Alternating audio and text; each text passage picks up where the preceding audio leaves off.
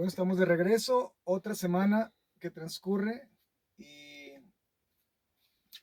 vamos a darle continuidad a la porción de la semana de Parashat Shavuot.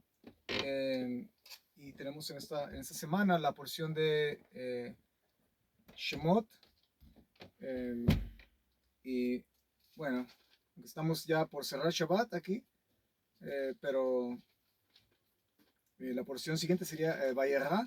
Pero bueno, vamos a estudiar la porción que es la que nos toca como grupo, eh, como fellowship. Entonces, tenemos la porción del capítulo 1, capítulo 2, hasta el capítulo 5, que es básicamente esta parte de la historia sagrada que involucra la entrada de la familia de Jacob Avinu, de nuestro padre Israel, al pueblo al país de Egipto. ¿Sí? Entramos como familia y salimos como nación. Bueno, no exactamente como nación, pero porque sabemos que la nación nace en el monte Sinai. Y interesantemente estaba viendo el capítulo 1, verso 16, cuando habla de los asientos del parto, ¿sí? Donde las mujeres tenían los hijos en la antigüedad. Eran dos piedras, mira qué interesante, eran dos piedras alisadas y obviamente eran hechas de tal forma que fueran pues un poco cómodas, ¿verdad? Aunque una piedra nunca va a ser cómoda por más que la alices y le pongas una forma redonda, ¿no? Pero se utilizaban dos piedras para sentar a la mujer y que los bebés pudieran nacer. Eh, Era la forma más típica de dar a luz en aquel tiempo. Y meditaba en cómo el capítulo 1 nos habla de la familia de Israel entrando a Egipto, ¿sí? Y cómo el pueblo se multiplica al punto de llegar a convertirse en una nación eh, sin una identidad totalmente formada, aún claro, una nación en proceso, podríamos decir, ¿sí? Eh, pero cómo la nación nace interesantemente a través de nuestras madres y en dos piedras, ¿sí? Interesantemente, la nación de Israel viene a formarse ya en una manera eh, más estable cuando recibimos la constitución, ¿verdad? La constitución del pueblo de Israel es la Torah. De hecho, hasta hoy día no existe una constitución, por ejemplo, como la constitución de los Estados Unidos de América. En Israel no existe una constitución, es algo distinto, pero todo es basado en lo que le da la identidad a Israel como nación, que son los principios y los valores de la Torah. Entonces, como Moche viene de la montaña y baja con dos tablas también, y es cuando la nación nace. Interesante, ¿eh? Como la nación nace, básicamente Hashem mismo produce una nación con dos piedras también, ¿sí? Con dos piedras. Interesantemente, el texto sagrado dice que Moshe alisó esas piedras, ¿no? Y nace una nación. Ok, vamos a leer en pleno español esta tarde. El capítulo 1, verso 1 dice, esos son los nombres, no tengo mi Biblia en hebreo aquí, tengo una por aquí. Um, bueno, esos son los nombres de los hijos de Israel que entraron en Egipto con Jacob, entraron cada uno con su familia, Rubén, Shimón, Leví, Yehudá, Isachar, Zabulón, Benjamín, Dan, Neftalí, Gad, Asher. ¿Sí? Todas las personas descendientes de Jacob fueron 70 almas, pues Joseph ya estaba en Egipto. Ahora, vas a ver una pequeña discrepancia en el libro de los Hechos, creo que es capítulo 7, cuando Esteban está dando su lecture, ¿verdad? Cuando están a punto de martirizarlo. Y él habla de que no eran 70, eran cuántas, ¿se acuerdan? 72. ¿Cuántas dice? ¿Recuerdan? Entonces, aparente discrepancia, pero no es discrepancia.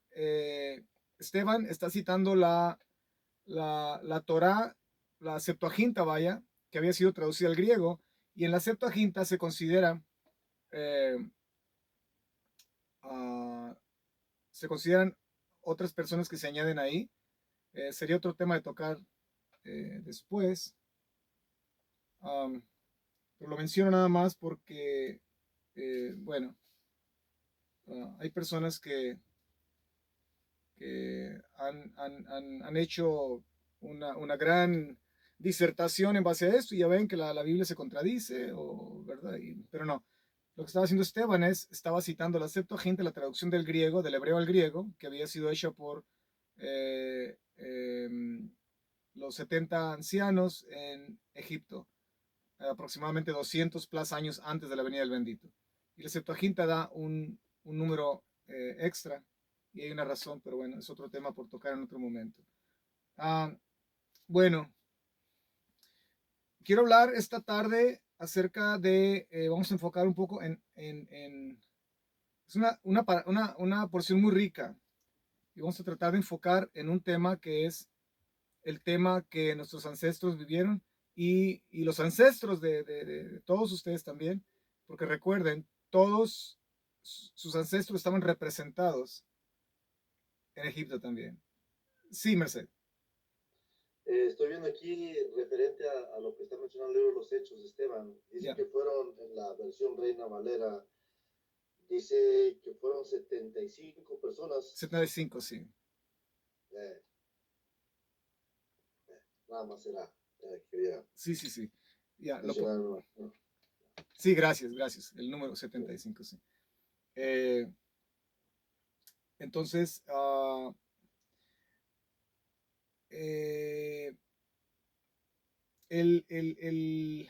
el tema del sufrimiento, ¿ok? Es también un tema muy vasto. Y vamos a hablar esta tarde acerca de la fuerza de la costumbre, ¿sí? Hábitos que nosotros hemos creado por acostumbrarnos a ciertas formas o ciertos estilos de vida, ¿sí? En mi experiencia como consejero familiar, he encontrado muchos casos de personas que, por más que uno intente ayudarlos, es a veces imposible sacarlos de la crisis, sea emocional, eh, mental, espiritual, en fin, eh, debido a que las personas, muchas personas se han acostumbrado a sufrir. ¿Sí? O sea, una cosa es sufrir, una cosa es tener una experiencia amarga en la vida y después, no sé, a la vuelta de 5 años, 10 años, pierdes un ser amado, es otro sufrimiento, en fin, un accidente, Dios no lo quiera, Hashem forbid. Entonces, eso es algo que ocurre en la vida, ¿sí? Nos sorprende en la vida. La vida es muy impredecible. Pero me estoy refiriendo a casos de personas que, que se han acostumbrado a sufrir eh, y cuando ya salieron, por ejemplo, de un golpe, de un sufrimiento, viene otro y no les sorprende. Es como, oh, sí, ya, tengo que seguir sufriendo, ¿no?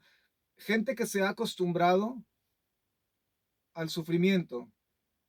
Eh, y es interesante porque la gente que se ha acostumbrado al dolor, a la pena, a la miseria, al sufrimiento, a todo este tipo de, de circunstancias que nos visitan, vaya, tienden tienden a aceptar inmediatamente el sufrimiento que sigue, el que viene a la vuelta de la esquina y el que vendrá más adelante. Es como que no pueden pensar que, em, que hay otra alternativa, ¿sí? Eh, y por acostumbrarte a este tipo de mentalidad o este tipo de sufrimiento, em, lo único que haces es que al morir lo perpetúas, dejas esta misma mentalidad en tus hijos, en tus nietos, y vemos que es la mentalidad que se generó en el pueblo de Israel con estos 400 años de esclavos, que también hay una divergencia ahí en los números, no vamos a hablar de eso hoy. Eh, en la misma mentalidad que se generó en el pueblo hebreo debido a los años de esclavitud y opresión. ¿Sí? Muere una generación y este lo heredan al otro. Es como, recuerdo cuando trabajé como consejero familiar bueno, no trabajé, fui voluntario por 3 años en el estado de Washington, en Kelso Longview, en Woodland, Washington, en todas las granjas agrícolas, donde había cientos y cientos de trabajadores hispanos.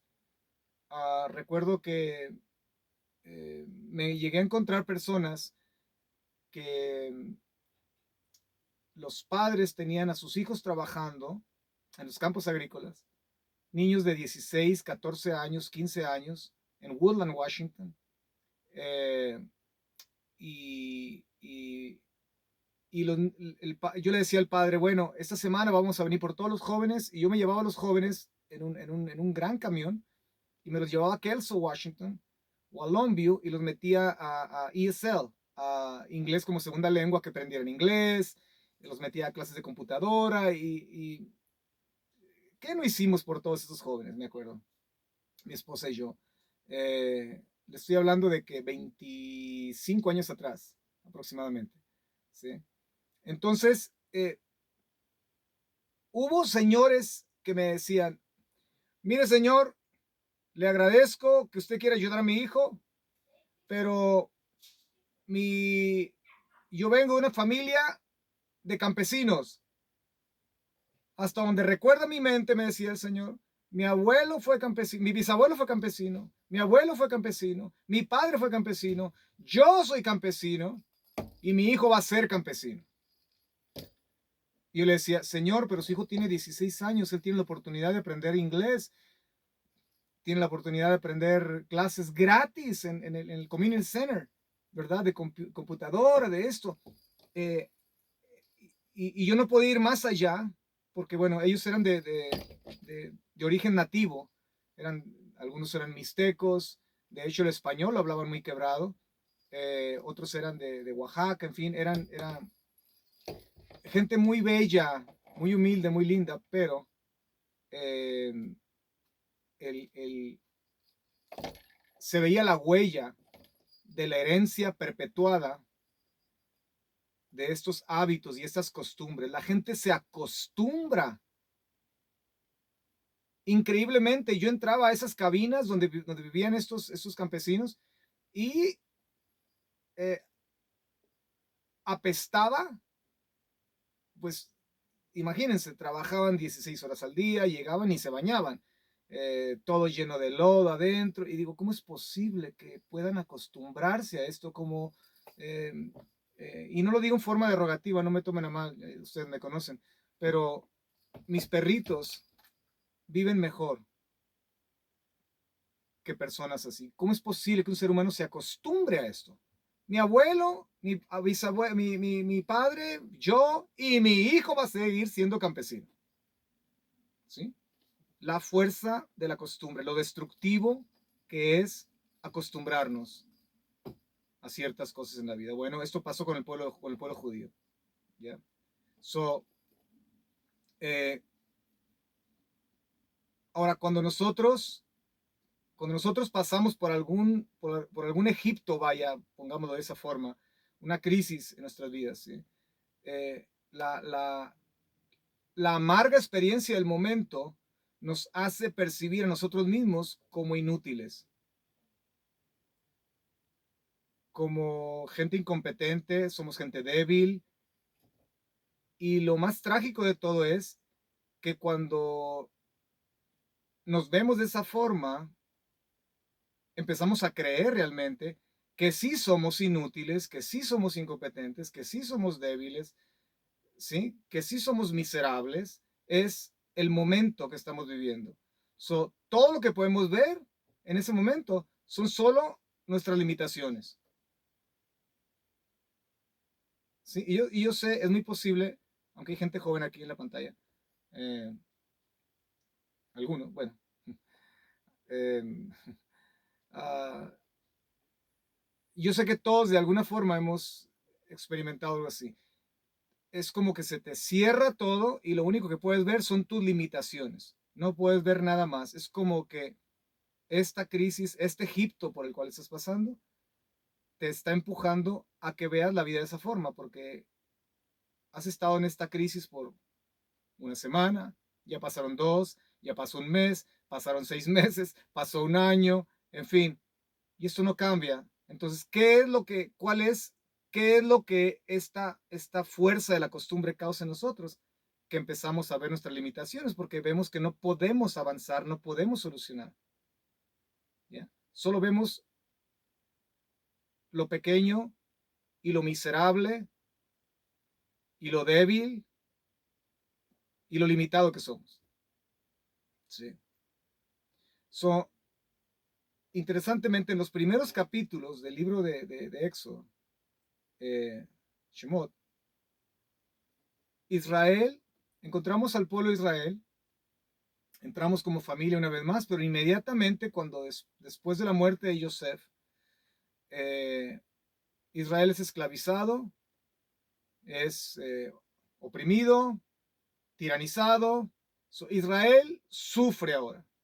Ya no es lo bello, oh, nos dieron la tierra de Goshen, lo más verde, lo más fértil, oh, tenemos ganado, de hecho, estamos creciendo tanto que ya tenemos poder político, tenemos todo lo que soñábamos, ¿no? Bueno, ahora Israel sufre. Todo se voltea, todo se viene abajo. ¿Sí? Y, y si ponen atención, en todo este sufrimiento, no hay nadie que pueda levantar la voz, ¿ya? Contra la injusticia. No hay nadie que pueda decir ya basta, no hay nadie que pueda, óyeme, y estás hablando de varios siglos, ¿sí? Es como si simplemente Israel se quedó afónico, no hay voz, no hay quien hable, no hay quien diga nada, no hay quien represente a Israel, vaya, ¿sí? No hay una voz. En la narrativa, cuando llego al capítulo 2, verso 23, leo y dice, después de muchos días sucedió que el rey de Egipto murió. ¿Ok? ¡Yeah! Murió el tirano, ¿verdad? ¡Wow! Murió el tirano. El texto sagrado dice que cuando los malos reinan, el pueblo se entristece, sufre. ¿Ok? Y cuando los tiranos mueren, el pueblo se alegra. ¿Yeah? No sé qué hicieron ustedes, pero cuando supimos que Saddam Hussein, ¿ya? Se fue a este mundo, ya hicimos una gran cena, ¿ya? Pusimos música, bailamos, danzamos y dijimos, wow, bendito sea Hashem. Agarramos el whiteboard y pusimos una crucecita, uno menos, uno menos, ¿sí?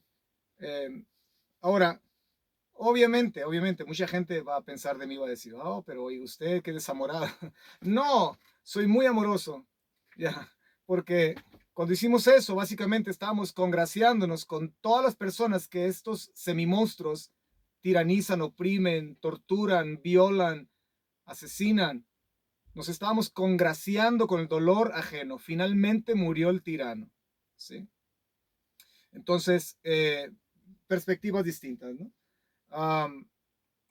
Muere el tirano aquí, muere este Paro, Faraón, y los hijos de Israel gemían a causa de la esclavitud y clamaron.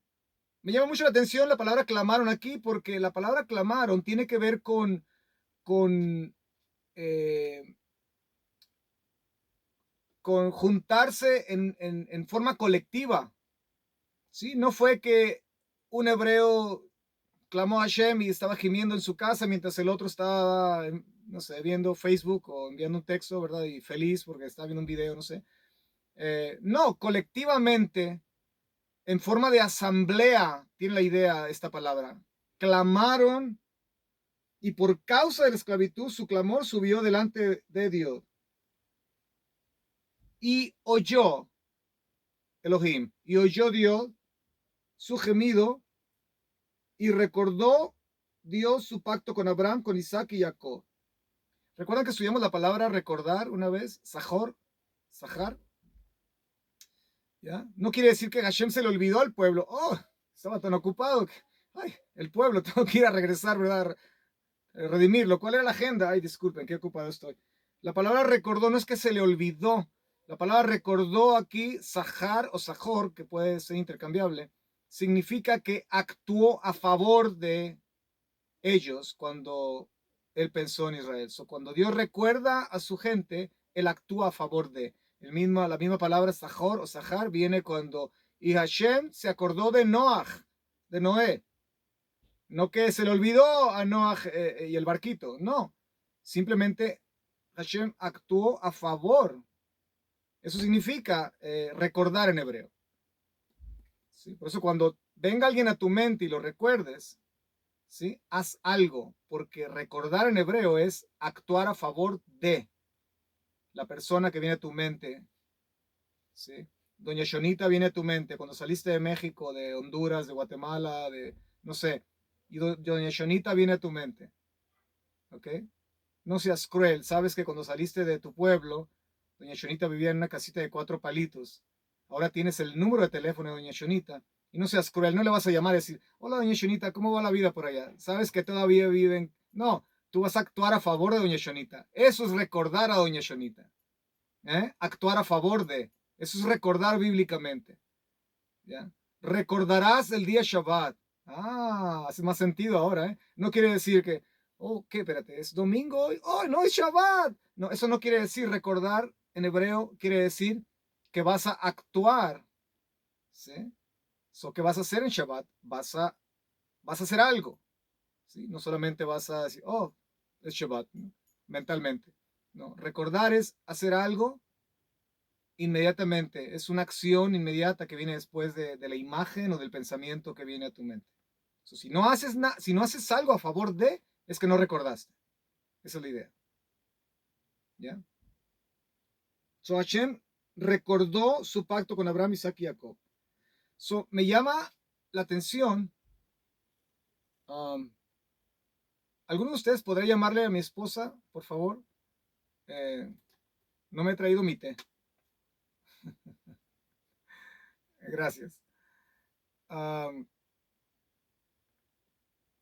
Ya, entonces muere Faraón, ¿sí? Muere el presidente de Egipto, muere el tirano. ¿Qué sucede? Mira qué interesante. Es como que muere el tirano y es como que el pueblo que sufre puede ver algo que no podía ver antes. Es como que se abre una ventana, como que el pueblo entra en una pausa, ¿sí? Debido a la muerte de Faraón. Y esta generación quizá por primera vez comenzaron a percibirse de una manera distinta. Comenzaron a pensar distinto. ¿Ya? Esperen un momento, chicos. Quizá hay otras maneras de vivir la vida. Quizá no tenemos que ser esclavos ya. ¿Será posible? No, pero es que toda nuestra vida hemos vivido como esclavos. Nuestro padre fue esclavo, nuestro abuelo fue esclavo, ¿sí? Ese es el patrón que obviamente tenemos que seguir, acostumbrados a eso. Pero de repente Israel muere el tirano y es como que viene un momento de lucidez y pueden percibirse distintos.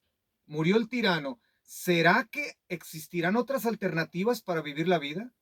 ¿Será que ya no tenemos que ser esclavos? Esa expresión que dice, clamaron a Dios y Dios los escuchó, no fue necesariamente que se pusieron a orar, que estuvieron de rodillas orando, ¿ok? Básicamente, cuando ellos clamaron a Dios es porque sintieron el dolor como nunca lo habían sentido, la desesperanza como nunca la habían sentido, ¿sí? Y se abre de repente una posibilidad. Si el tirano murió, ¿ok? ¿Será que podamos ser libres? Posiblemente esta es la primera vez que el pueblo hebreo, a una voz como nunca antes, están expresando que esta opresión, esta injusticia, este trato inhumano, duele. Y qué interesante, porque hemos hablado algo del dolor, bastante del dolor en otras ocasiones. Y no hay fuerza más eficaz para hacer despertar a la humanidad que el dolor. Yeah. Ahora, si nos ponemos a pensar, ¿y que no habrían sentido dolor antes? Claro que sí. Yeah. Pero el dolor que habían sentido antes, el sufrimiento que habían sentido antes, posiblemente era un sufrimiento, un dolor que debido a la fuerza de la costumbre podían sobrellevar. ¿Sí? Nos hemos acostumbrado a él. Pero una vez más, muere el tirano y por primera vez ellos claman en una forma distinta. Es como que Dios estaba esperando a que ellos llegaran a ese punto, a lo último de ellos mismos, al final del cordón donde le amarras el nudo, ¿verdad? Y estás agarrado de ese nudo. ¿Ya? Y es cuando Dios actúa a favor del pueblo. Y Hashem se acordó de su pacto con Abraham, con Isaac y con Jacob. Y miró Dios a los hijos de Israel y Dios los reconoció. ¿Sí? Básicamente la palabra aquí, los reconoció, es que Dios mostró todo su afecto hacia ellos. Tenemos entonces que esto se puede comparar a una relación de pareja. ¿Ya? Donde una parte oprime a la otra, ¿sí? Y donde la víctima, la parte que es oprimida, se ha acostumbrado a la golpiza, se ha acostumbrado a los gritos, a los portazos, a los garrotes, vaya, ¿sí? Y nunca abre su boca, nunca levanta su voz. ¿Qué es lo que sucede? Que la parte que ha sido maltratada, la víctima, nunca va a poder escapar de la tiranía del individuo, ¿okay? De su pareja, y va a continuar siendo esclava. ¿Ya? No es hasta que la persona, sea la mujer o el hombre, porque hay hombres maltratados también, ¿eh? Y sí saben la estadística, ¿verdad? Que una mujer violenta, una mujer violenta cuando golpea, las estadísticas dicen que es violenta 3 veces más, es 3 veces más agresiva que un hombre. So, chicos, amen a sus mujeres, porque si las tratan mal, cuidado, son 3 veces más agresivas que el varón. ¿Sí? Ya, cuidado.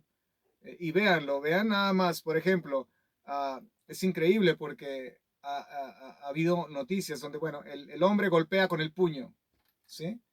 Pero cuando la mujer queda ya harta, vaya, y abre su boca, la mujer no pega con el puño, porque sabe que no va a tumbar al gorila, ¿verdad?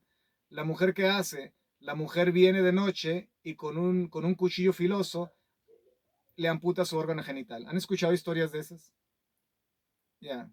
O la mujer, la mujer conecta la plancha para planchar ropa y la pone a lo máximo y agarra al individuo dormido y le pone la plancha en la cara y todo el peso de su cuerpo. ¿Han escuchado historias de esas? I mean, es lo que hace una mujer cuando dice enough is enough, ¿ok? La mujer es 3 veces más violenta que el hombre cuando la mujer es maltratada a un grado extremo, ¿sí? So, ahora, esta es una de las formas de esclavitud más severas. Cuando venimos a ser esclavos de la costumbre, cuando nos acostumbramos. La fuerza de la costumbre, yo le llamo esto la fuerza de la costumbre, nos toma de la mano a llevarnos al siguiente nivel de esclavitud, el cual es venir a ser esclavos de nuestras limitaciones. Cuando nos acostumbramos a esta forma de esclavitud, es cuando menos nos damos cuenta qué tan esclavizados estamos. No sé si me estoy dando a entender lo que quiero decir. ¿Okay? So, no es hasta que nosotros abrimos nuestras bocas, ¿ya? Para clamar a Dios y expresar nuestro dolor, nuestra frustración, nuestro sufrimiento, nuestra pena. Y no es hasta que abrimos nuestra boca y gemimos a Dios en una manera en que nunca antes la habíamos hecho, que comenzamos entonces a pensar y creer en la posibilidad de poder ser liberados, ¿ok? Liberados de esta forma de esclavitud, de esta forma de opresión que nosotros mismos nos hemos impuesto. O bueno, puede ser también que alguien, en el caso de una relación vaya sentimental, haya una persona oprimiendo a otra, tiranizando a otra, ¿ok? Ahora, mira, si avanzamos en la lectura, en el capítulo 3, versos 7 al 9, Hashem llama a Moshe, ¿sí? Hashem llama a Moshe y vamos a ver las respuestas que Moshe da a su llamado. Capítulo 3, versos 7 al 9. Ahora, he aquí el clamor, y esta palabra es repetida, ¿ok? El clamor de los hijos de Israel ha llegado hasta mí, dice Dios. Y también he visto la opresión con que los egipcios los oprimen. Ahora pues, anda, te envío a Faraón, saca de Egipto a mi pueblo, los hijos de Israel. Recuerden que según los antiguos comentarios, solamente una cuarta parte escuchó la voz de Hashem por medio de Moshe. ¿Sí? So, si una cuarta parte salió siguiendo a Moshe, que le creyeron a Moshe, y se nos dice que aproximadamente eran entre 2,5 millones o 3 millones de hebreos, y solamente salió una cuarta parte, entonces estamos hablando de que había aproximadamente 12 millones de hebreos en Egipto ya. Eso es un mundo de gente. ¿Sí? Ahora, eso no está en la Torá, no está en la Biblia, pero son los comentarios antiguos, ¿sí? Que se nos dice que una cuarta parte solamente salió. Y eso sin contar todos los mañosos que salieron, ¿verdad? Toda la gente de todas las naciones que salieron, mexicanos, guatemaltecos, argentinos, chinos, japoneses, en fin, irlandeses, ¿ya? De todas las naciones que salieron con el pueblo de Israel. Entonces el trabajo era arduo. Y lo primero que responde Moshe en el verso 11 es, ¿quién soy yo para que vaya a Faraón y saque de Egipto a los hijos de Israel? La primera respuesta, who am I? ¿Quién soy yo? El gran Moshe. ¿Sí? Ahora recuerda, Moshe aquí, bueno, según los datos y los números que nos dan nuestros sabios, él tenía aproximadamente 80 años de edad. 80 años de edad.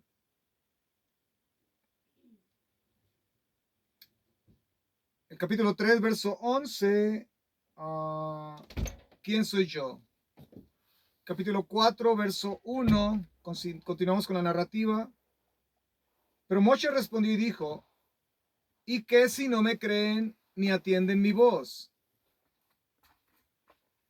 ¿Ya? Ahora, llegó mi té, gracias. Gracias, señora Luz. Gracias. Mira qué interesante que yo tuve que pedirles a ustedes, desde aquí de Texas, hasta Seattle, que desde Seattle le hablaran a mi esposa, que aquí está en mi casa conmigo, que me hiciera mi té, y ya llegó mi esposa con mi té. Qué increíble. Si esto me lo hubieran platicado a mí allá en los 70s, que esto iba a ocurrir un día, no lo hubiera creído. Pero aquí estamos. Oh, wow. Qué delicioso. Moshe responde y dice, y si no me creen ni atienden mi voz. Wow. Okay. Capítulo 4, verso 10. Dijo entonces Moshe a Hashem, te ruego, Adonai, no soy hombre elocuente ni ayer ni anteayer, ni desde que hablaste a tu siervo, pues soy torpe de boca y torpe de lengua. ¿Ya? Ahora, se han creado un sinnúmero de interpretaciones en base a esto. De hecho, hay varios midrashim, varios comentarios antiguos que hablan de que Moshe Rabino sufría de una especie de problema en su lengua. Otros hablan de que de pequeño se quemó su lengua y que quedó así imposibilitado para hablar. En fin, hay tanta cosa, ¿no? No sabemos, pero me llama mucho la atención que el comentario más preciso y elocuente de la Torá es el Brit Hadashah, son las escrituras apostólicas, ¿sí? Y cautiva mi atención que este comentario sagrado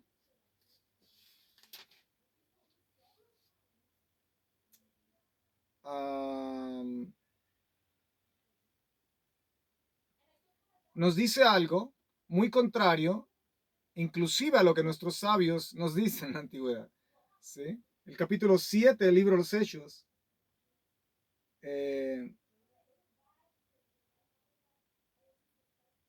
capítulo 21, capítulo 7, perdón, verso 20 en adelante. Dice, en aquel tiempo nació Moshe y fue hermoso a la vista de Dios y fue criado por 3 meses en la casa de su padre, pero al abandonarlo a la intemperie, la hija de Faraón lo adoptó y lo creó como si fuera hijo suyo. Y Moshe fue instruido en toda la sabiduría de los egipcios y era poderoso en sus palabras y en sus hechos. Qué interesante, ¿eh?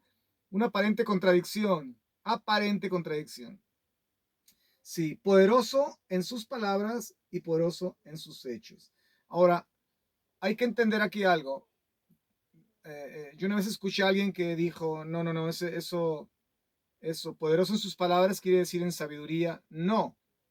La gramática aquí, en este caso en el griego, habla del habla, ¿sí? habla de la forma en que él comunicaba. Entonces era un hombre elocuente, un hombre articulado.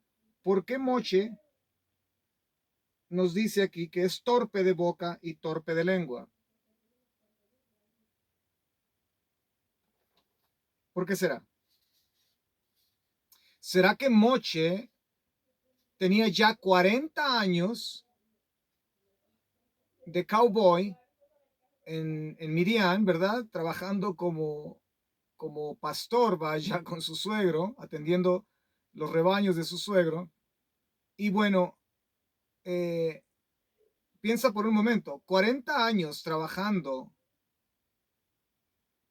como ganadero, ¿sí? ¿A quién le hablaba Moshe? Chivos, vacas, bueyes, ganado, ¿sí? Entonces, puedo pensar entonces que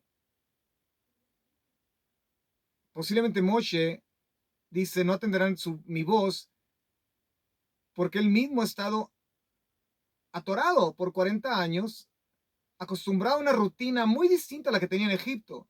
Ya no estaba de diplomático en el palacio, ya no se rozaba con la gente de la alta sociedad, de la alta alcurnia, ¿sí? Ahora tiene una rutina que ha durado casi 40 años como pastor de ovejas, ¿sí?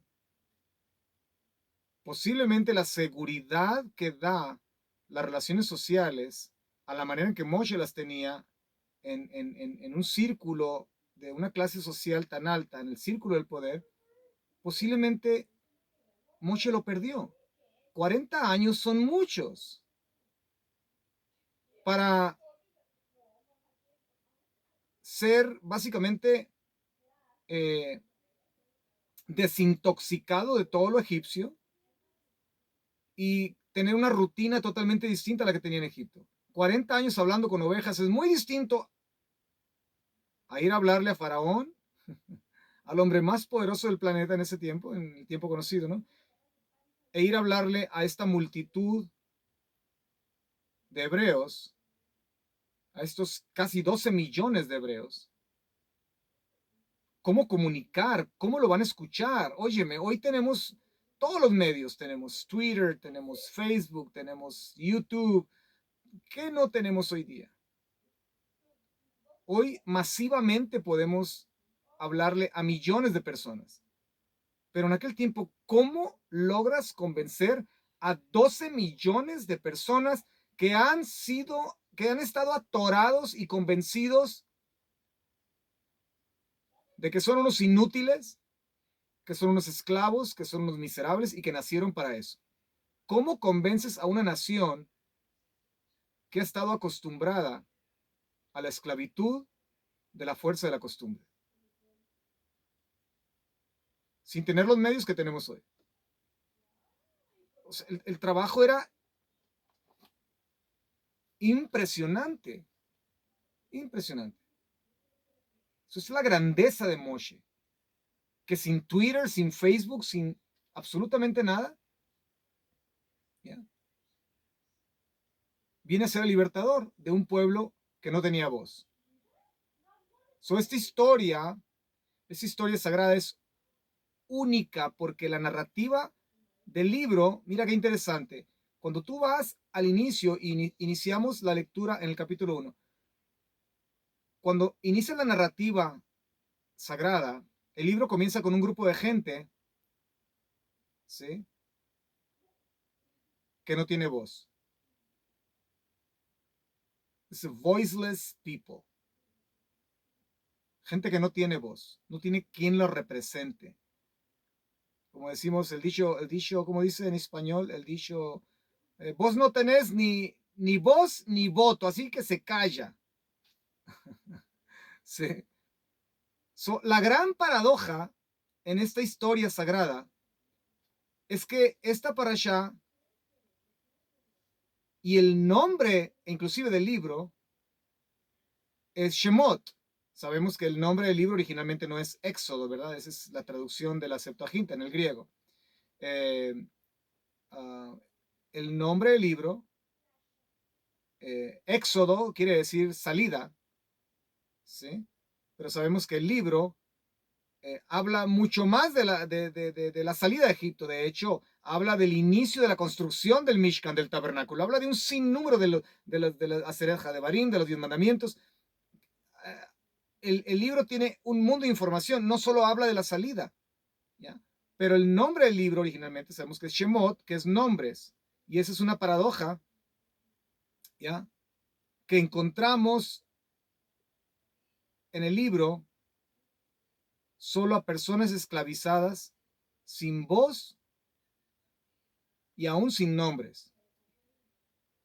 A excepción del capítulo 1, ¿verdad? Que nos menciona las 12 tribus, Jacob. Pero cuando en el capítulo 2 llegamos al capítulo 2, en el capítulo 1 tenemos nombres. ¿Ya? Porque vamos entrando a Egipto, aún no somos esclavos. Pero en el capítulo 2 todo cambia. Y si notas que en el capítulo 2 nos menciona a un varón, mira qué interesante, un varón y una mujer del linaje de Leví. La mujer concibió y dio luz a un hijo, y viendo que era hermoso lo escondió 3 meses. Habla del nacimiento de Baby Moshe, ¿verdad? Pero qué interesante. Ya en el capítulo 2, cuando somos esclavos, ya no encuentras nombres. No dice que ese hombre era Amram. Sabemos que era Amram porque el capítulo 6, en la siguiente porción, verso 22, nos dice que el padre de Moshe era Amram. Nos habla de que la madre era Yocheved, ¿sí? Pero aquí en el capítulo 2 no nos da nombres. Ahora somos esclavos, no tenemos nombre.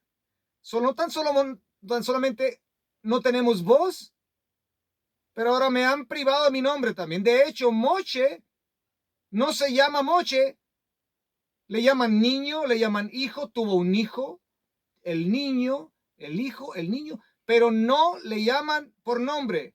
Moshe nace sin nombre. Y hablábamos de esto mi esposa y yo ayer, y decía ella, bueno, ¿no le habrían puesto algún nombre? ¿Verdad? Porque el nombre hay que dárselo, ¿sí? En la circuncisión, al 8º día, el niño recibe un nombre.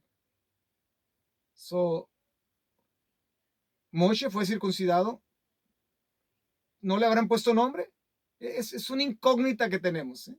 Lo cierto es que aún Moshe aparece sin nombre, porque Moshe nace de hijos de esclavos. No tienes derecho ni a tener nombre, ni voz ni nombre. El nombre se le da cuando la hija de Faraón lo recoge y dice, le vamos a poner Mose, en egipcio, que posteriormente en hebreo viene a ser Moshe, ¿sí? Era de hecho un nombre muy popular.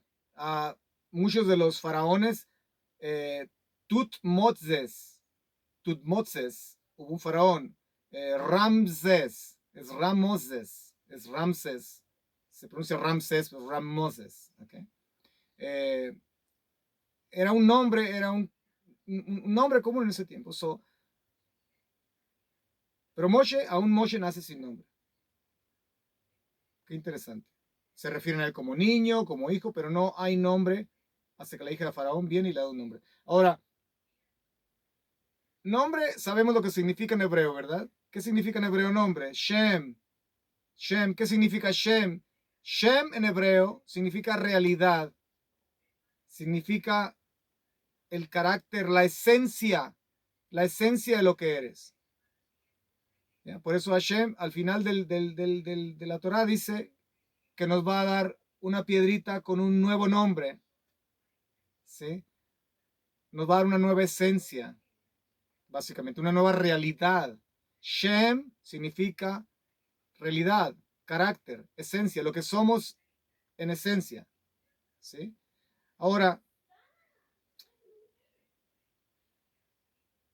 ¿cómo se llama esa parte que Hashem nos dio cuando nos creó, cuando nos formó del polvo y Él sopla dentro de nosotros, ¿qué cosa? Mira, qué interesante. La Torah no dice que Él sopla ruach, espíritu. ¿Eh? La Torah dice que Él sopla y nos da ¿qué cosa? No escucho. Merced.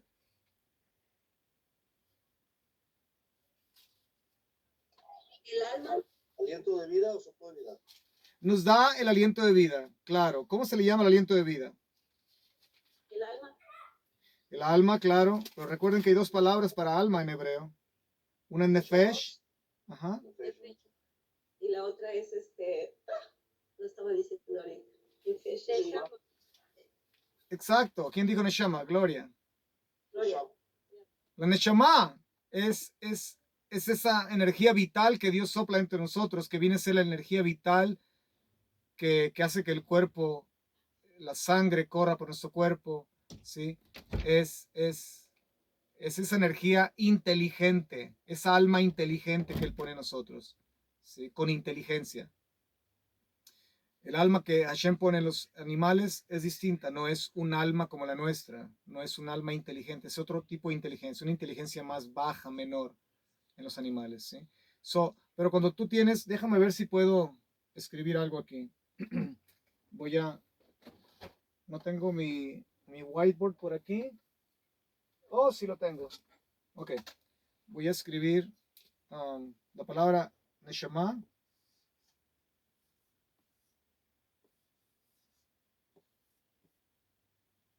Okay.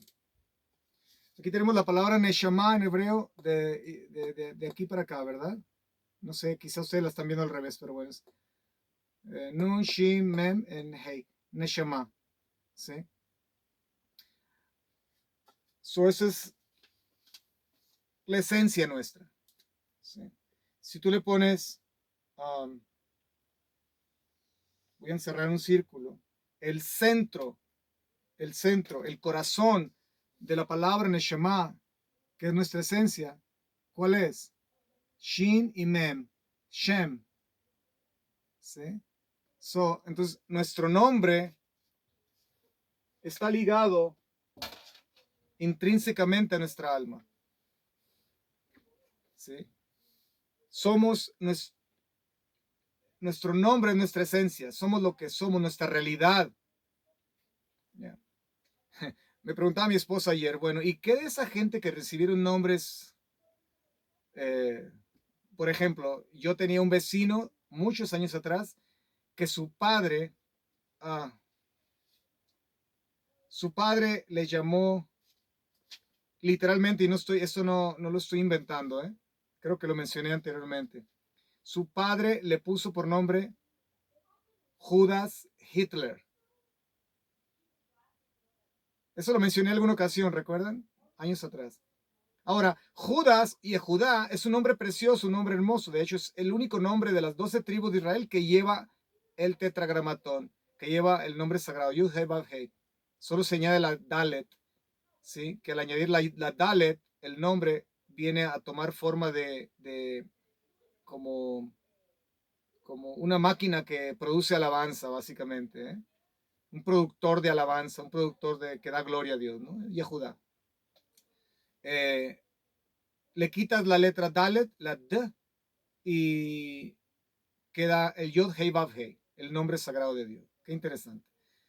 Y aún más interesante que cuando añades la Dalet, la letra D, que, ¿cómo dices puerta en hebreo? Dalat. ¿Ya? Dalat, la letra Dalet. La letra Dalet en el antiguo hebreo es una forma de puerta. Básicamente, Yehudá es la tribu que nos introduce a la verdadera alabanza. Es lo que es la idea, es la puerta a la alabanza. Y de Yehudá viene el bendito, Yeshua el bendito, de la tribu de Yehudá. Qué interesante, ¿eh? Y él dice, yo soy la puerta. Interesante.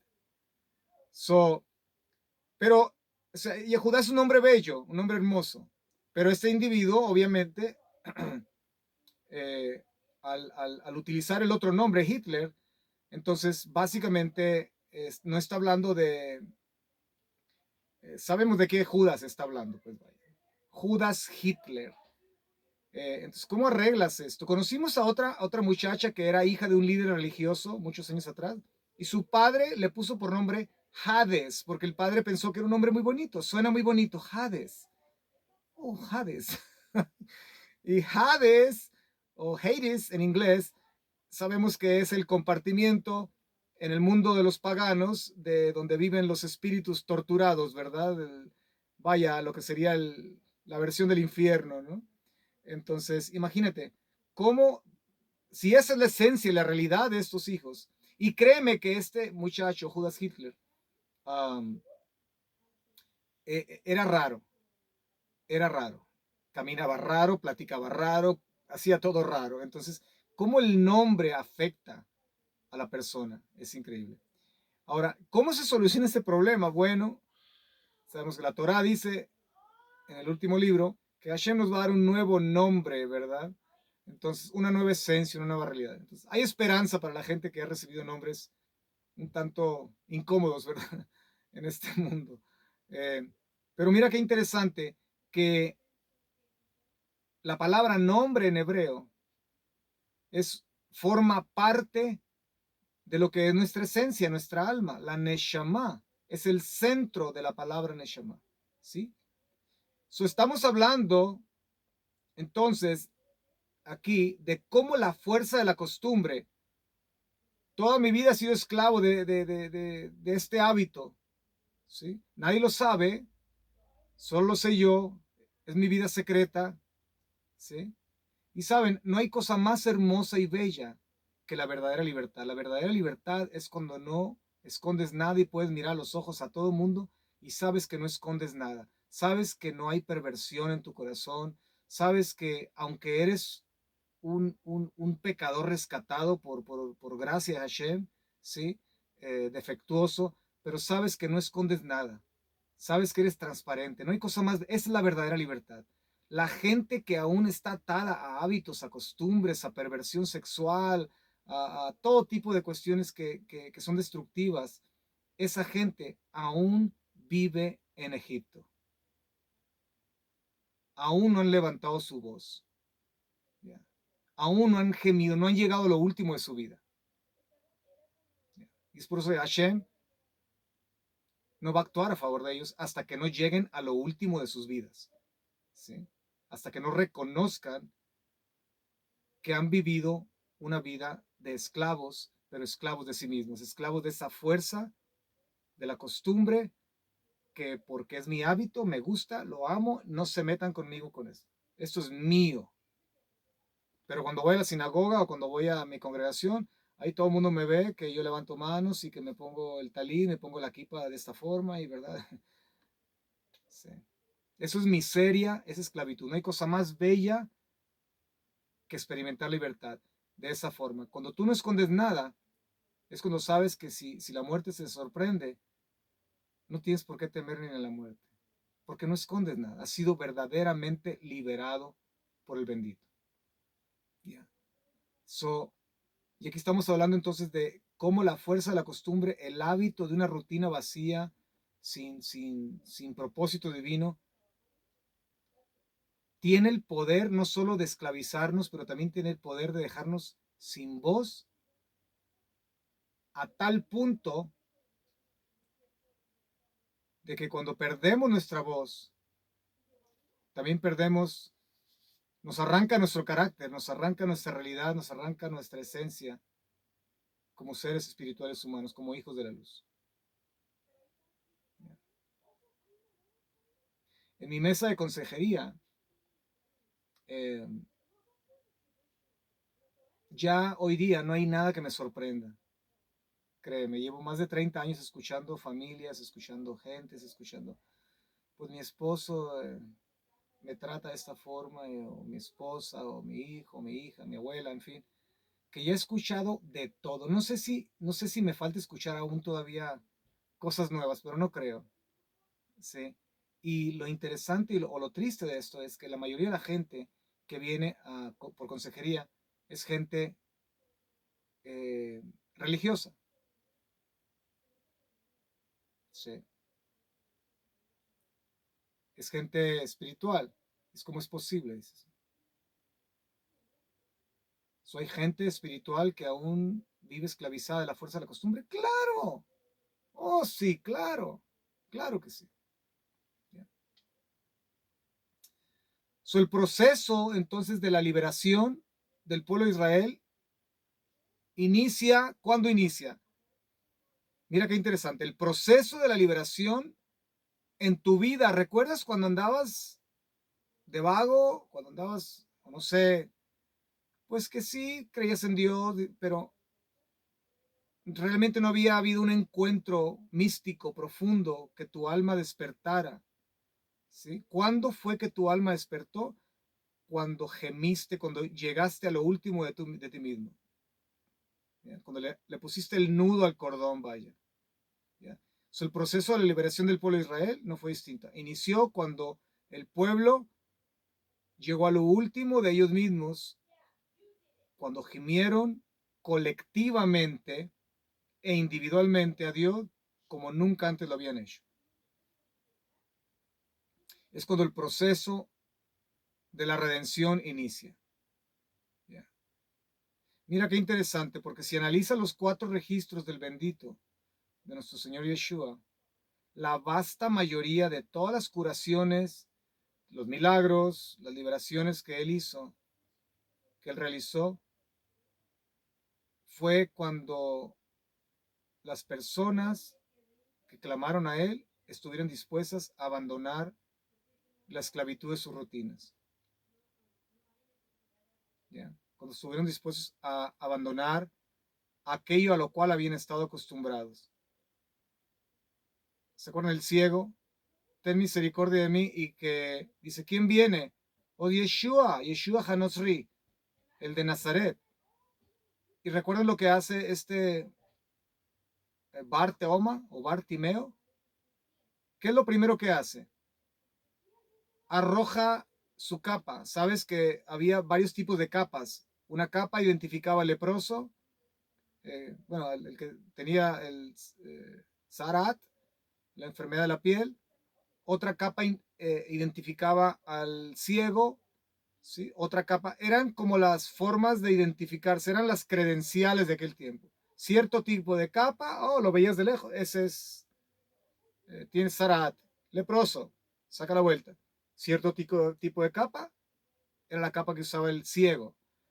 Era su credencial para poder lograr obtener el sustento diario cuando se sentaba a mendigar. Sin la capa, aunque lo vieran con los ojos blancos, él poco podía hacer para obtener un salario, vaya, mendigando. ¿Ya? ¿Qué hace Bartimeo? Él no se levanta con la capa, él se levanta, arroja la capa. ¿Sabes qué significa eso? Salgo de la esclavitud, voy a la verdad, porque Él me está llamando, voy a liberarme.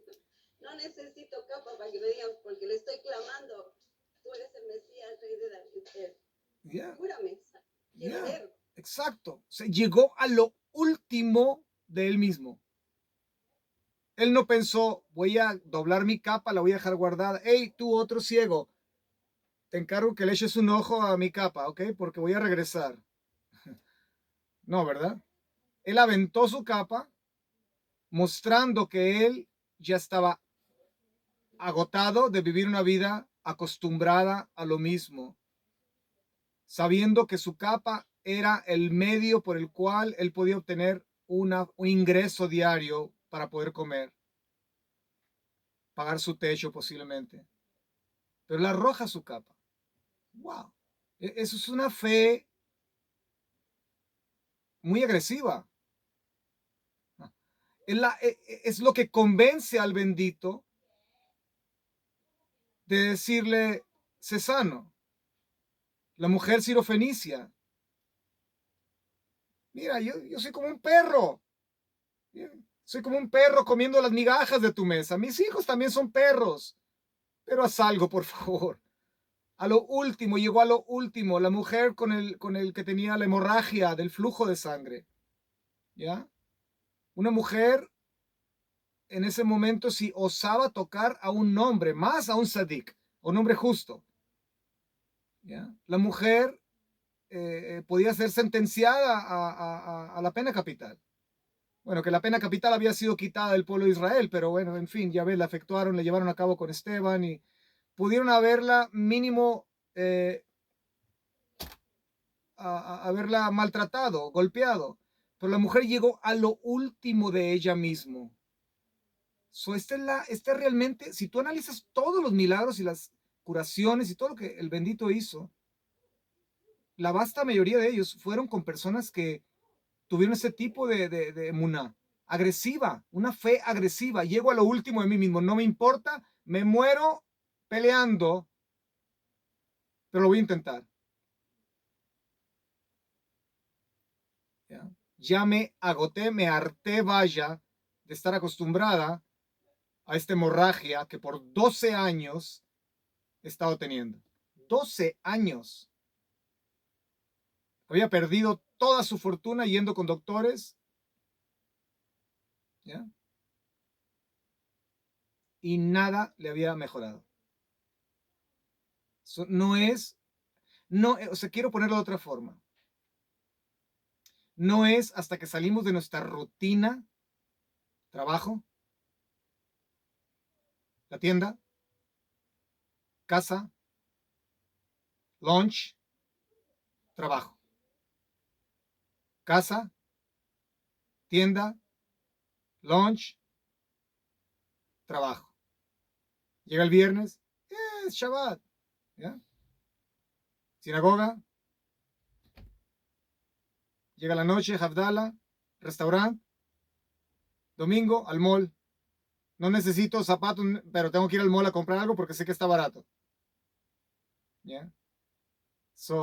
Así pasan las semanas, pasan los meses, pasan los años y nos preguntamos, ay, ¿por qué será que Hashem no me puede ayudar en esto? ¿Por qué será que Hashem no me puede bendecir en esto? ¿No será que hemos estado metidos en una costumbre, una rutina y hemos venido a ser esclavos del sistema, esclavos de nosotros mismos también? Es muy posible. Es muy posible. Y es por eso que muchas veces, por más que estudiemos la Torah, no comprendemos muchas cosas.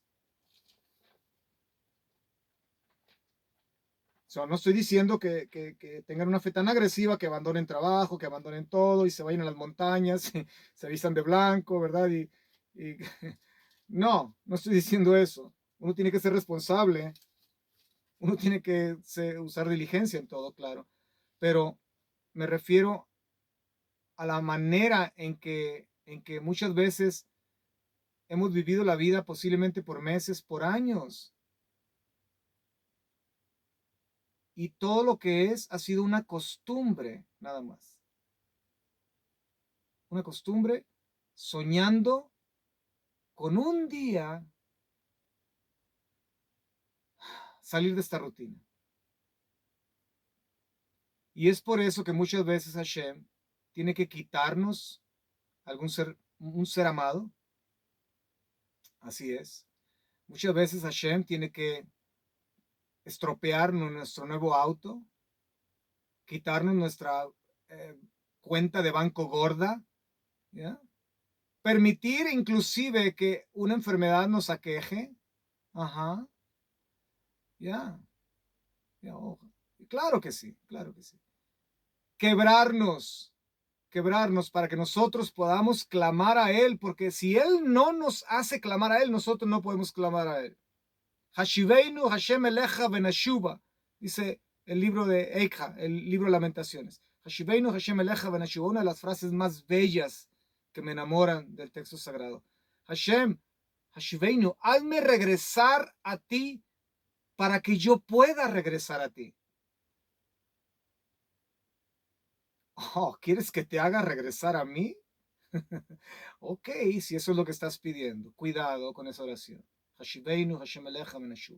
Porque si nosotros hemos estado habituados a nuestros propios egipcios, a nuestros propios becerros de oro, a nuestra propia forma de interpretar los mandamientos, para mí que el mandamiento esto significa esto y esto, y hacemos lo que queremos con la Torah, hacemos lo que queremos con los mandamientos, ¿sí? Manipulamos a Dios, creamos a Dios a nuestra propia imagen, a nuestra propia semejanza, lo manipulamos como los dioses paganos que les torcemos el brazo, ahora me das lo que te pido.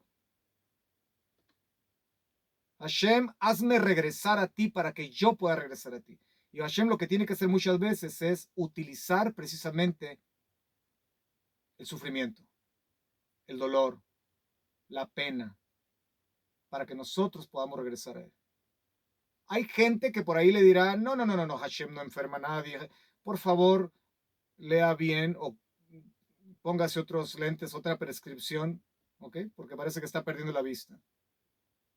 Hashem hace lo que le pegue en gana por amor a nosotros. Así de sencillo, por amor a nosotros. Porque Él no tan solamente quiere que lleguemos de regreso a casa un día, pero Él quiere que lleguemos con logros, ¿ya? Que lleguemos con una canasta llena de logros. Y el logro mayor es la derrota que tuvo nuestro primer padre Adán, que a él se le fue dado dominio sobre todas las cosas. Pero nosotros no podemos dominar nuestros propios impulsos. ¿Cómo queremos dominar nosotros lo que Él pone en nuestras manos? Cuando Dios le da dominio al hombre, el texto sagrado no dice que Él le dio dominio solamente sobre las vacas, los burros, las coyotes, los gatos, las aves del cielo. El dominio que Hashem le da al hombre, fue un dominio primeramente de Él mismo, un dominio propio, un dominio interno.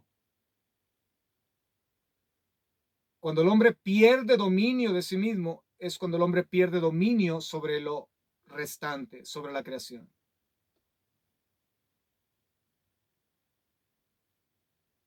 Nuestro primer campo de batalla es nosotros mismos. Y la lucha diaria es precisamente por tratar de romper todos esos hábitos que hemos estado acostumbrados por 400 años en Egipto. Es por eso que cuando Moshe nos saca de Egipto, Moshe, canas moradas le sacó el pueblo de Israel, no verdes, moradas. ¿Por qué? Porque está sacando a 3 millones de personas que no saben cómo funcionar en una sociedad libre.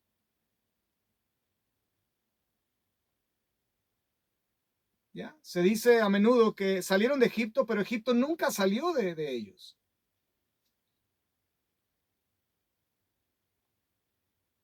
¿Ya? No sabían cómo funcionar, no sabían qué era la libertad. Es como la mayoría de los hispanos que se vienen aquí a los Estados Unidos de América. ¿Sí? Y cuando vienen a los Estados Unidos de América, no saben cómo funcionar en una sociedad como la que vivimos, con tantas libertades. ¿Ya? Por eso muchos vienen a América y lo primero que hacen, agarran su primer cheque y se van al bar, ¿verdad? O van y compran droga, o van y, no sé, se acuestan con una mujer por ahí, o un hombre, qué sé yo. No saben cómo vivir en un mundo libre. Vienen de países, no sé, con ideales socialistas, comunistas, de Venezuela, en fin.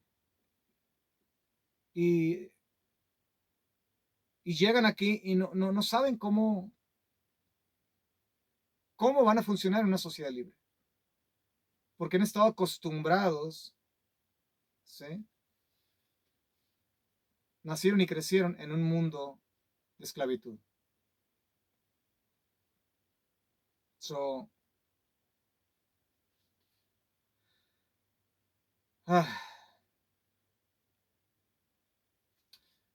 Segunda de Crónicas. Segunda de Crónicas, capítulo 7. Yo sé que posiblemente el verso lo saben. Un pasaje un tanto, como dicen por allí, un tanto trillado.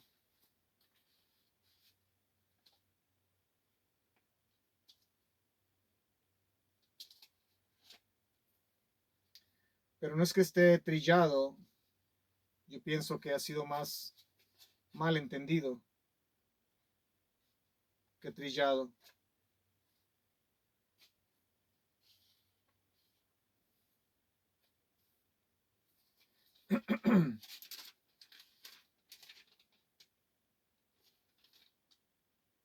Bueno, habría que leerlo en contexto, claro, pero aunque es un pasaje que va dirigido al pueblo de Israel,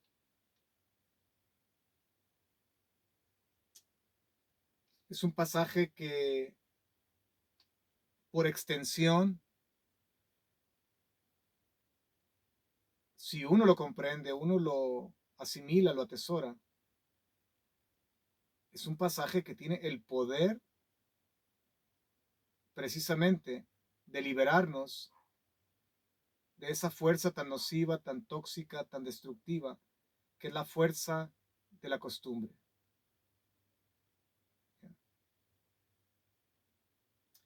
Y si se humilla mi pueblo, sobre el cual es invocado mi nombre, y oran, buscan mi rostro, y se convierten de sus malos caminos. Mira cuánto requisito, ¿no? Entonces yo oiré desde los cielos, perdonaré sus pecados y sanaré su tierra. Y mis ojos estarán abiertos y mis oídos atentos a la oración en este lugar. Oh, yeah. Interesante que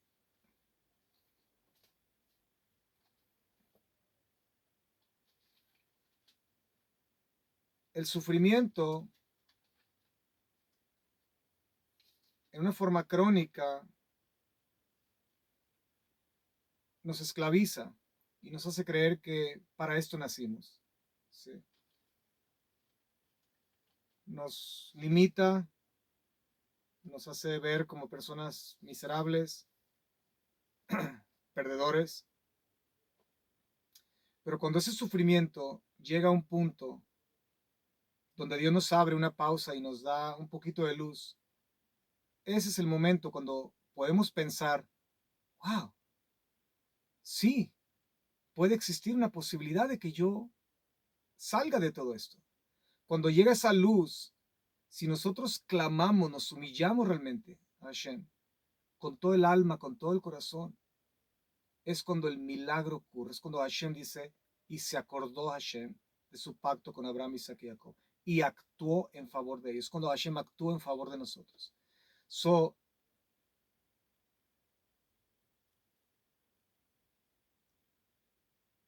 tantos ejemplos vienen a mi mente.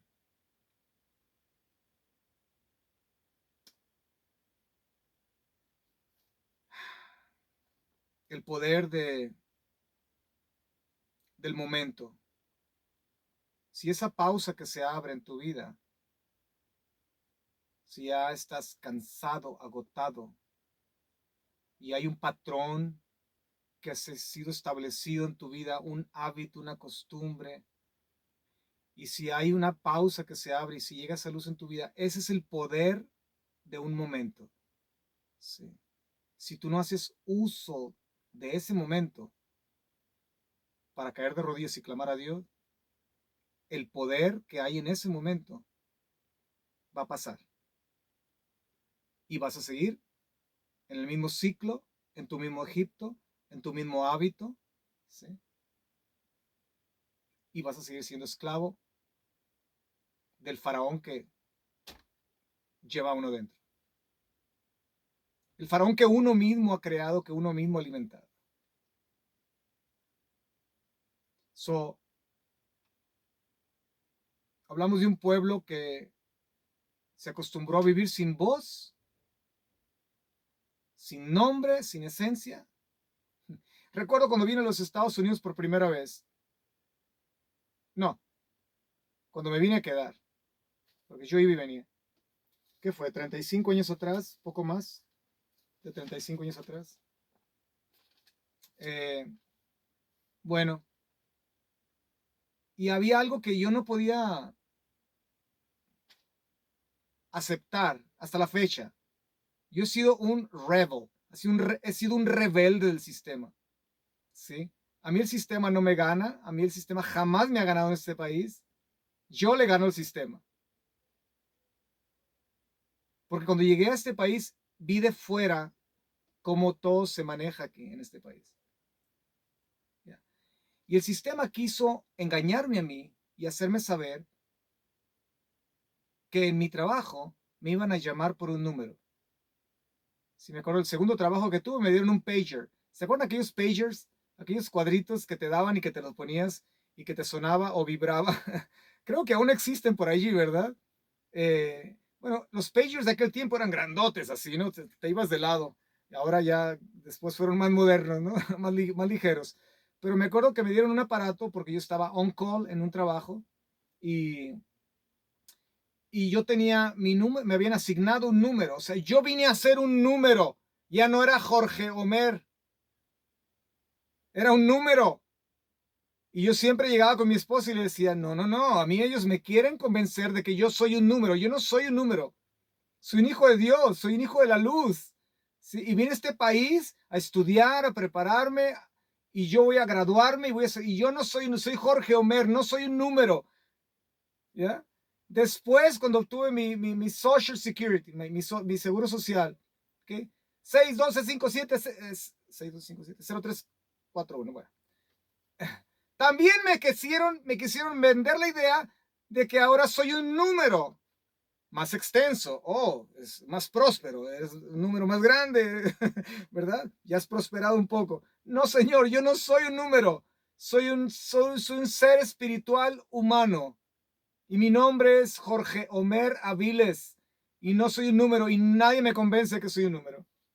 Toda mi vida luché contra eso. Y cuando me llamaban al pager, me acuerdo que de hecho, había los dos últimos dígitos, era como me llamaban.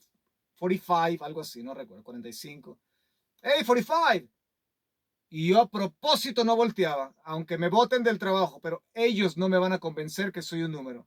¿Ya? Hasta que venían y me decían, what's your name? Oh, now you are talking to me. ¿Okay? Ahora me estás hablando a mí. ¿Sí? No soy una cosa abstracta, no soy un objeto, soy un ser espiritual humano. Tengo un nombre, ¿sí? Y tengo una voz. Yeah.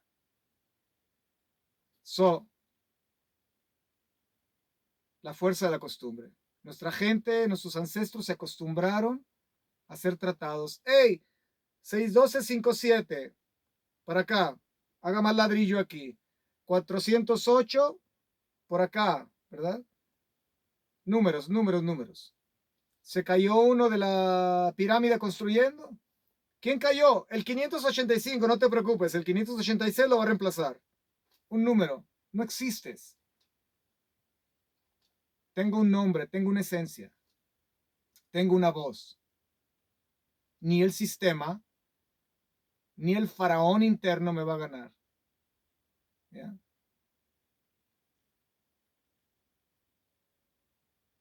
¿Ya? De hecho, qué interesante. Mira que cuando Moshe, para que Moshe pueda, para que el Moshe pueda resurgir,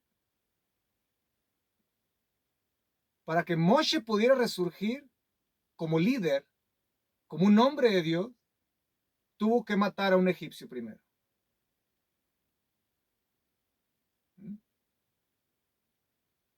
Para que cada uno de nosotros podamos resurgir como lo que somos, esa luz brillante que Dios ha puesto en nosotros, que somos luz. Nosotros tenemos que primeramente reconocer que hay un egipcio dentro de nosotros y que si no lo matamos, si no lo matamos, no vamos a poder resurgir como los grandes luminares que Dios ha planeado para nosotros. Hay que acabar con el egipcio, porque el egipcio no quiere que nosotros comprendamos que tenemos una voz y que tenemos un nombre. Tenemos una esencia y tenemos una misión que hacer. Y mi misión no es quedarme esclavizado ni por el sistema, ni por mis pasiones, ni por mis deseos. Yo voy a cumplir mi misión. Aunque la gente me vea como un loco en la esquina, solo, no me importa, pero yo voy a cumplir mi misión. Y la misión comienza matando al egipcio. Eso es cuando Moshe resurge, regresa a los 80 años y aquel moche que dijo, si no me creen ni atienden mi voz, se convierte ahora en la voz del pueblo.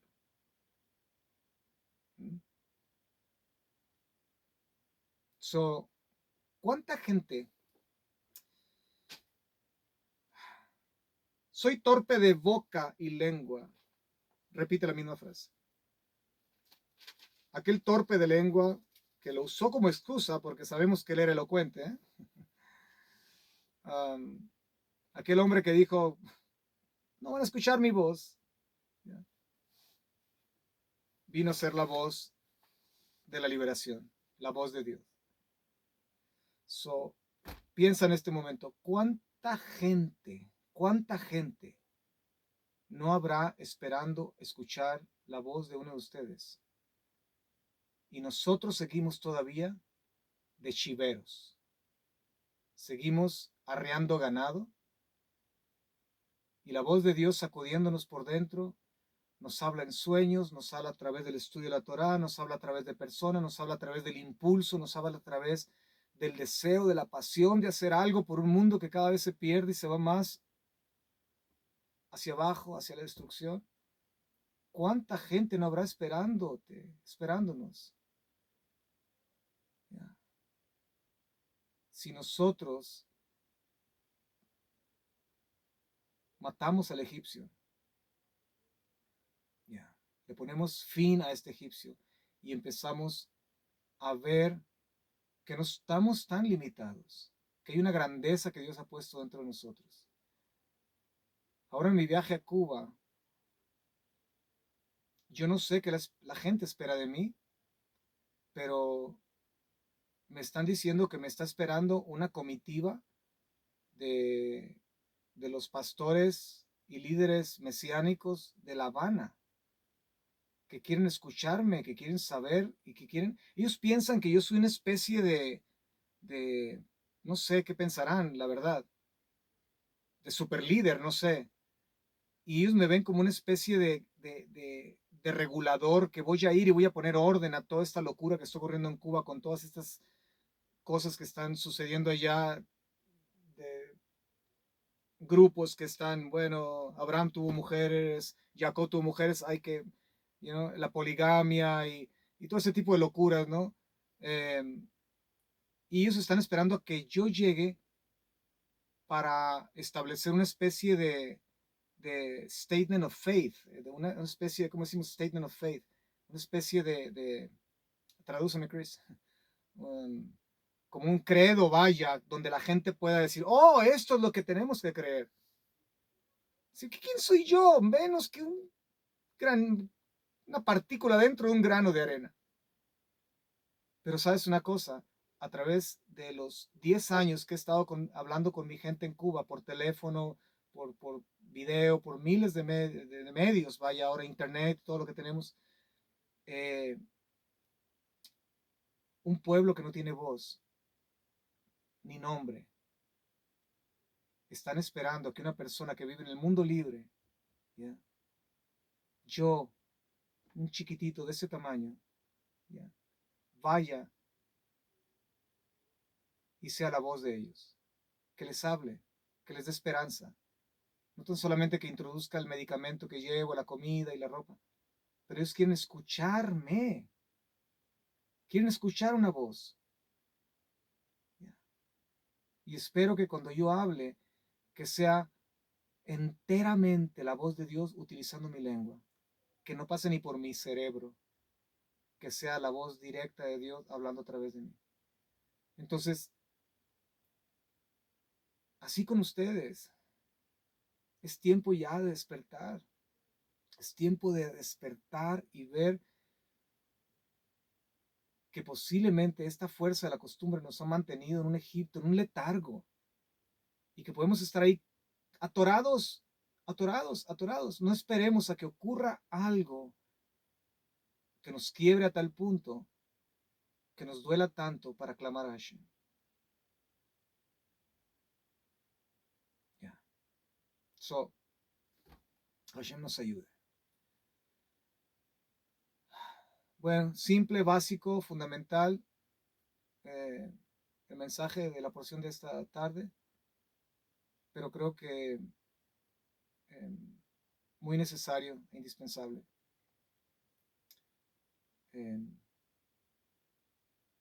Comentarios.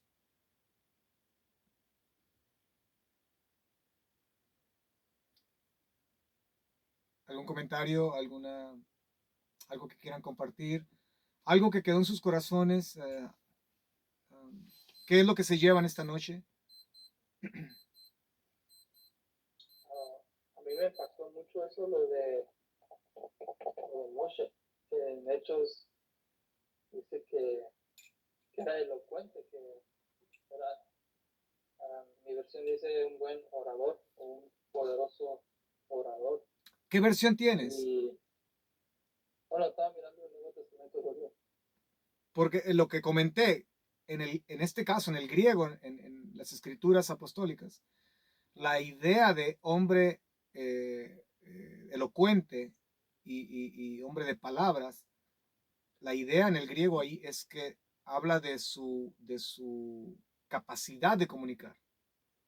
Entonces vemos que realmente en el libro de Shemot, en Éxodo, cuando dices que soy torpe de lengua, vemos que realmente estaba utilizando como una verdadera excusa, ¿no? Es que he estado acostumbrado, atorado aquí por 40 años, ¿ya?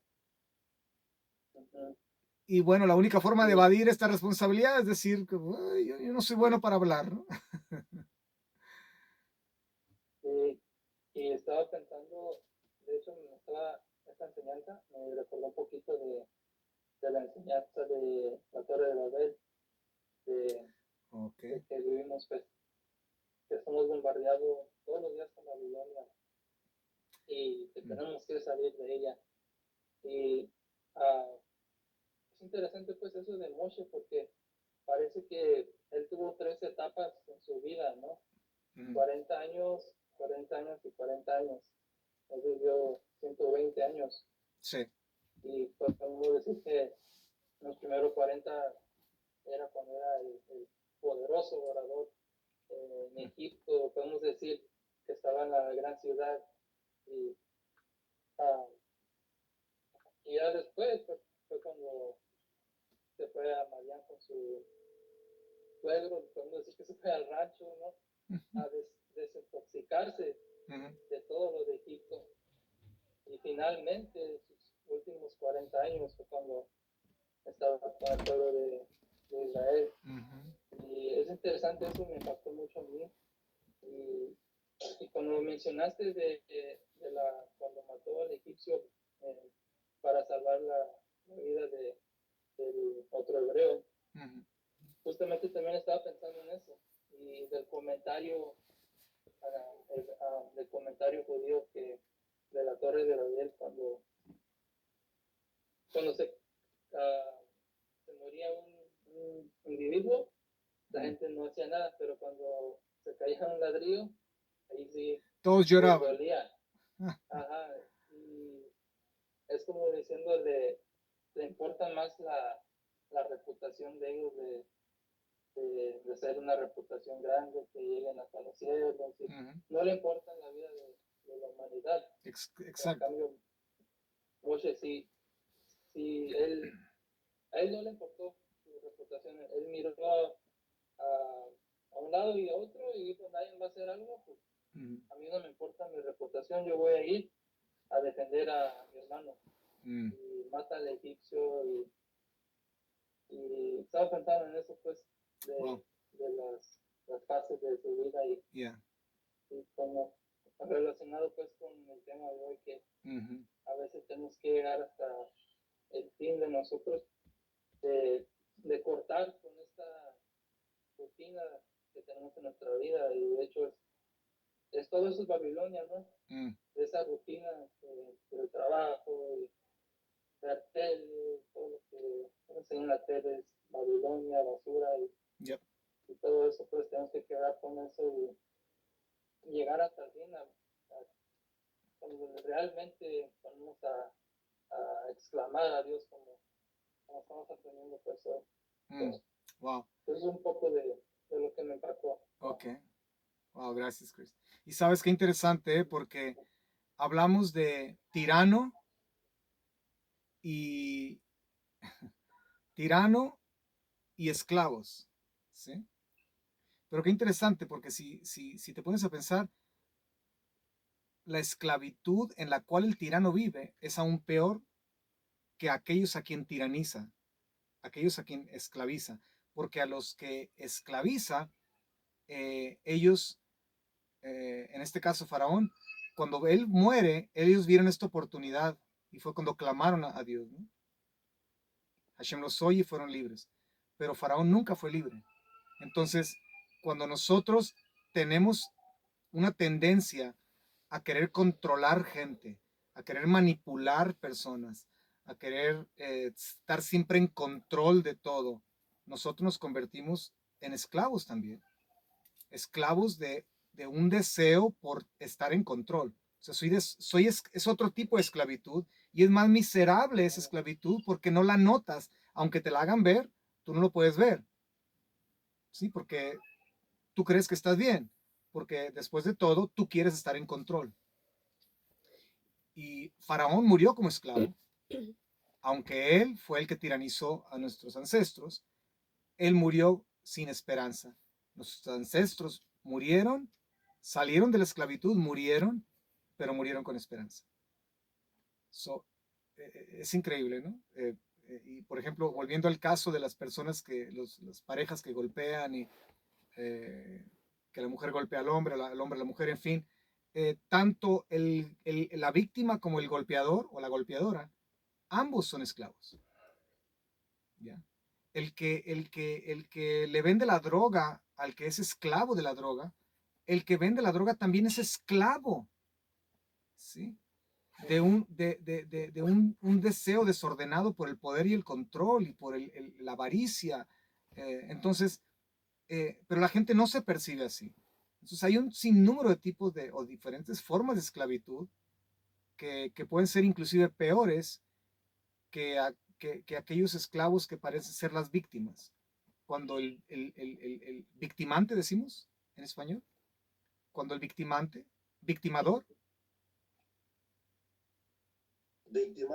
victimario, gracias. Sí, a veces no sé ya ni qué hablo. Bueno, a veces invento palabras. A veces, bueno, el victimario puede ser el que tiene un nivel de esclavitud aún peor que sus propias víctimas, ¿sí? Porque sus propias víctimas se dan cuenta, llega un punto donde se dan cuenta, pero el victimario nunca se da cuenta. ¿Ya? Qué tristeza. Bueno, me gustaría seguir escuchando más opiniones de ustedes, comentarios.